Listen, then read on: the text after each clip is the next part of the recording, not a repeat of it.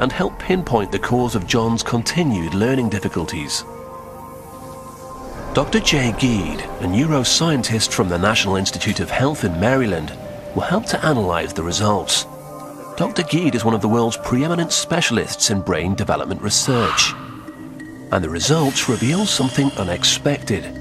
In almost every way, John's brain is healthy and normal, except for one thing. The most striking feature is this dark area right here. This is a pretty big area of damage, about the size of a grapefruit. At some stage in his young life, John suffered a massive blow to the head. A pretty major trauma to the brain. And the location of the trauma has important implications. This part of the brain is ground zero for language function. Understanding language, learning language, it's almost completely wiped out here. Just looking at the picture, not even knowing anything about John, I'd say, this is a person who's probably going to have a lot of difficulty with language. But the good news is much of the rest of the brain is fine. And so this should allow John to enjoy life and to have an imagination and to have social interactions. The critical question is, when did this injury occur? If the damage to the brain happens very early in brain development, then there's still a chance for the brain to find alternate routes, alternate connections, alternate wiring. But if the damage happens after that's already in place, then it's much more difficult to recover function. And in looking at John's brain scans, it looks to be that the second one happened, that the wiring was already established for the language centers and then was damaged. We may never know exactly when John received his injury, but we do know that it was the trauma to John's head in early life, not the effects of living in the wild, that caused the language difficulties John has today. What John Sabunia's case demonstrates is that the effects of living in the wild reveal only half the story. The other half is how these children ended up there in the first place. Collectively, when I think of these feral children, it just brings to mind abuse and neglect. These children wind up living in the wild because they fled a bad situation. And that makes it more difficult to understand how that living in the wild will affect their brain development or the behavioral development, because they led off life with a pretty bad beginning. This was clearly the case for Oksana, neglected by her alcoholic dysfunctional parents. And while we don't know exactly what happened, there's a very real possibility that he was physically abused and driven out of his home. On closer examination, many famous wild child cases come down to parents who have abandoned their unwanted offspring. This may even have been what happened to Victor of Aveyron.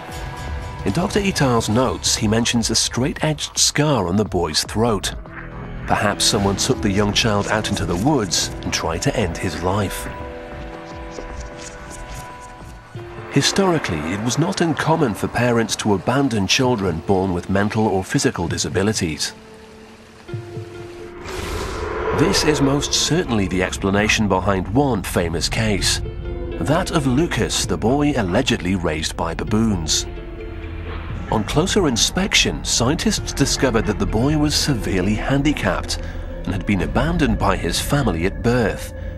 He spent his early years in various institutions before running away at about 13 years old. The baboon story was clearly a fabrication that had been imposed on the reality of a child with severe disabilities or abnormalities.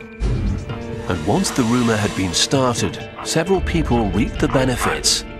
For years, the farmer George Smith and the officers that originally found Lucas perpetuated the myth and cashed in on the sensational story. There's a similar explanation behind the other famous case of the time, that of Amala and Kamala in India. The reported story told how Reverend Singh had found the girls living with wolves in the jungle of Bengal.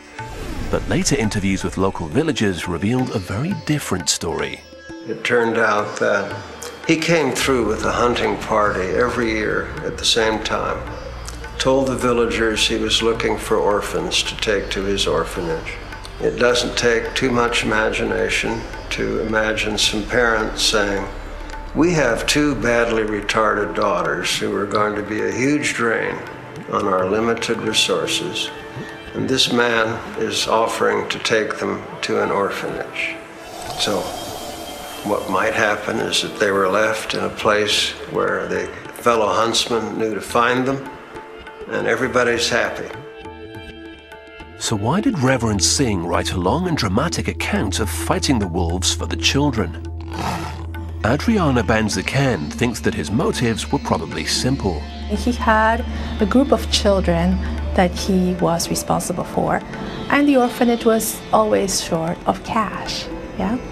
And perhaps by saying that two of his children were wolf children and bringing attention and money into the orphanage might have been a motive.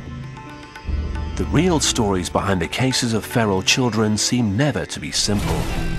Some are pure hoaxes, such as the Kangaroo Girl story created as a publicity stunt, and others are tragic cases of abused or disabled children turned into sensational stories by the media, or misused by an overzealous scientific community looking for answers. Claiming that a child is a wild child is never innocent. Usually there is an investment in that, there is an interest. Either you want to study that child, or you want to exploit that child to somehow bring attention to your cause. There's always a motive behind it. With Oksana, Victor, and John Sabunya, the important stories may be those of the abuse and neglect they suffered at the hands of their human caretakers. And perhaps the myth of the wild child reflects our inability to accept the failings of our so-called civilized society. John Sabunya's childhood was undeniably tragic, but happily, his future looks promising. He continues to compete in the Special Olympics, and he performs with the Pearl of Africa Children's Choir. To much of the world, he will always be known as Uganda's famous wild child. But the real story here is that of a young man's resilience and grace against incredible odds.